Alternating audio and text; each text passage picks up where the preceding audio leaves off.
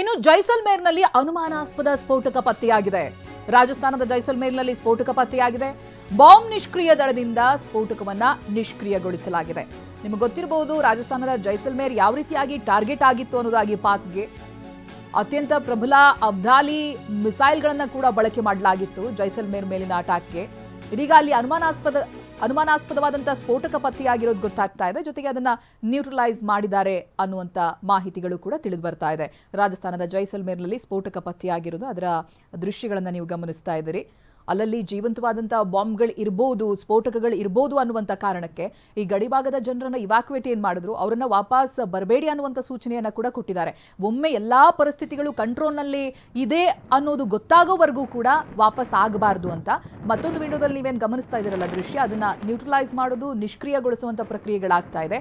ಆ ದೃಶ್ಯಗಳಿದು. ಸ್ಫೋಟಕಗಳನ್ನ ನಿಷ್ಕ್ರಿಯಗೊಳಿಸಲಾಗಿದೆ ಜೈಸಲ್ಮೇರ್ನಲ್ಲಿ.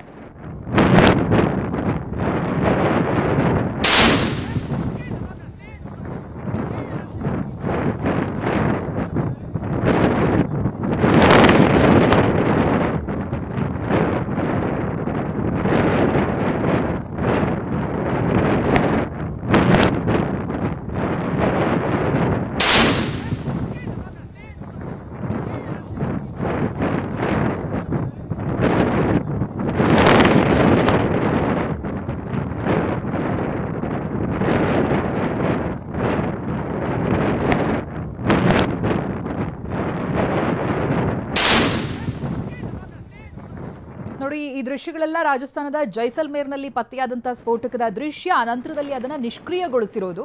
ಸೊ ಇದೇ ಕಾರಣಕ್ಕೆ ಜನವಸತಿ ಪ್ರದೇಶಗಳಿಂದ ಜನರನ್ನ ಬೇರೆ ಸ್ಥಳಗಳಿಗೆ ಸ್ಥಳಾಂತರ ಮಾಡಲಾಗಿದೆ. ಅಲ್ಲೆಲ್ಲವೂ ಕೂಡ ಪ್ರದೇಶಗಳು ಖಾಲಿ ಆಗಿದೆ, ಜನರ ವಾಸ ಇಲ್ಲ. ಜೊತೆಗೆ ಅಲ್ಲಿಯ ಸ್ಥಳೀಯ ಪೊಲೀಸರು ಕೂಡ ವಿಶೇಷವಾದಂತಹ ಸೂಚನೆಯನ್ನ ಕೊಡ್ತಾ ಇರೋದು ಇದೇ ಕಾರಣಕ್ಕೆ. ಅಲ್ಲಲ್ಲಿ ಸ್ಫೋಟಕಗಳು ಪತ್ತೆಯಾಗ್ತಾ ಇದೆ, ಅವುಗಳನ್ನ ನಿಷ್ಕ್ರಿಯಗೊಳಿಸಬೇಕಾಗಿದೆ.